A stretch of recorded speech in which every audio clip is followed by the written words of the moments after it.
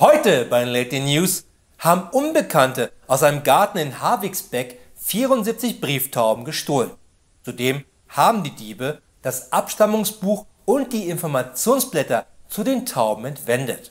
Allerdings konnte die Polizei nicht klären, wie die Unbekannten 74 Brieftauben abtransportieren konnten. Mein Tipp: Sie haben an die Füße der Brieftauben die zusammengerollten Seiten aus dem Abstammungsbuch und Informationsblätter angebracht und dann zu sich nach Hause geschickt. Und mein fallaufklärender Hinweis an die Polizei: einfach der Spur von Taubenscheiße in Haviksbeck folgen. Noch mehr gleich bei News!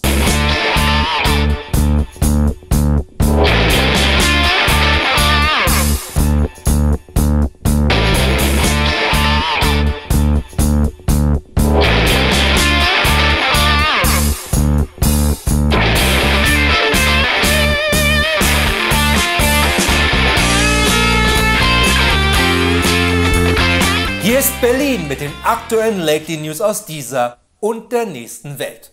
Natürlich auch heute Abend wie immer mit mir, Florian Streletz. Selbstverständlich bin ich heute Abend wieder nicht allein im Studio, sondern auch dieses Mal werde ich unterstützt von den einzigartigen Lately News Korrespondenten aus allen Ecken der Welt. Ob aus New York, Sydney, Kapstadt oder wieder aus Bielefeld oder zumindest vielleicht. Außerdem gibt es nachher die einzig wahre Filmkritik zum neuen Sonic the Hedgehog 2, der ab heute in ausgewählten Kinos läuft und leider nicht für bescheidene 21,99 bei Disney Plus angeschaut werden kann. Paramount Plus ist nicht so dreist, so viel für solch einen Film zu verlangen. Außer an der Kinokasse natürlich. Für einen klebrigen Sessel, der immer irgendwie nach Babykotze stinkt.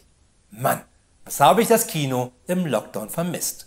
Na dann mal schauen, ob Sonic 2 an seinen Vorgänger Sonic keine Zeit zum Sterben mit Daniel Craig als Golden Ring Nummer 166 herankommt. Aber kommen wir zuvorerst einmal zu den wichtigsten Nachrichten der Woche und schauen nach Berlin. Irgendwie habe ich ja das Gefühl, dass gerade dieses Segment aus Berlin immer mehr zu einem Ratgeber für Diebe und Bankräuber wird. Zumindest hat das BKA neulich angenommen, als sie mir halfen, alle meine Unterlagen im Büro einmal neu zu sortieren. Wobei eine so große Hilfe waren die jetzt auch nicht wirklich, aber immerhin haben sie eine ganze Menge Altpapier am Ende mitgenommen. Weniger Aufwand betrieb ein Diebespärchen in Berlin-Schöneberg, welches in das Rathaus von Schöneberg nachts eingebrochen war. Ihr Ziel war der Tresor in der Geldkammer im obersten Stock, wo die ganzen Gelder aus Ordnungsstrafen lagerten.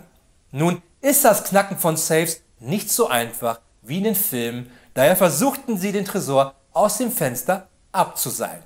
Wider Erwarten war aber der Tresor viel zu schwer für das Seil und stürzte dementsprechend nach unten. Zum Glück fing ihr Fluchtauto den Sturz auf, machte aber auch gleichzeitig die Flucht zunichte. Derweil in Denver.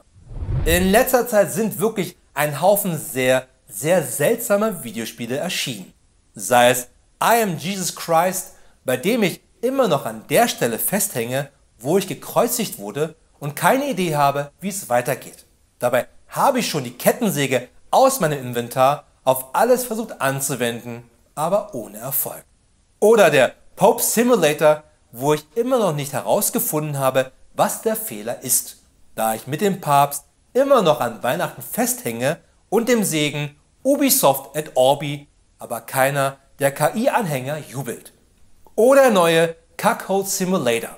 Für die Nicht-AfDler unter uns bedeutet Cuckold, dass die Ehefrau eines AfDlers vor seinen Augen Sex hat mit Cem Özdemir oder gleich mit Angela Merkel. Und ich hoffe, dass genau diese Beschreibung es schafft, bei Wikipedia die offizielle Beschreibung von Cuckold zu werden. Nur halt vielleicht nicht mit einer namentlichen Erwähnung von Björn Höcke. Noch zum Abschluss die Lately News Filmkritik der Woche zum neuen Sonic the Hedgehog 2, der ab heute in ausgewählten Kinos läuft. Wenn man sich alleine anschaut, dass Hollywood-Star Idris Elba für den neuen Sonic verpflichtet wurde, dann könnte das ein Zeichen dafür sein, dass Idris Elba nicht mehr der nächste James Bond wird. Denn bekanntlich hat es noch nie ein Darsteller aus einem Sonic-Film geschafft, James Bond zu werden. Timothy Dalton war Kandidat im Original von 1986, wo er einen erwachsenen Sonic spielen sollte. Aber den Produzenten wurde schnell klar, dass ein fluchender, Kette rauchender und misanthroper Sonic nicht ganz zur gewünschten Zielgruppe der 6- bis 8-Jährigen passte. Zu Recht, denn wir wollen einfach nicht die 6- bis 8-Jährigen zum Rauchen ermutigen. Das können sie immer noch später anfangen mit 12. Und das bringt uns zum aktuellen Sonic, der kurz gesagt noch schlechter ist als der erste Teil. Das muss man erst einmal schaffen.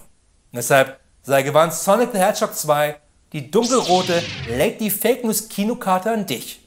Und um hier einmal Mario aus seinem letzten Switch-Spiel zu zitieren: "It's a me, Mario, and not the piece of shit called Sonic the Fuckshot." Aber schalten wir jetzt noch einmal schnell zum Wetter und unserem Wetterkorrespondenten Froschi Faktenchecker mit der aktuellen Wettervorhersage für die nächsten 3 Tage.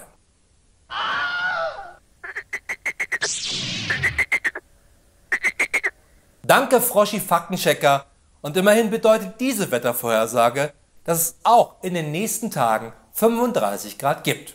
Also ein fast normaler April. Das waren Late News, aber keine Sorge, wir sind uns wieder am Dienstag dann zur Show. Und nicht vergessen, alles andere da draußen sind nur Fake News.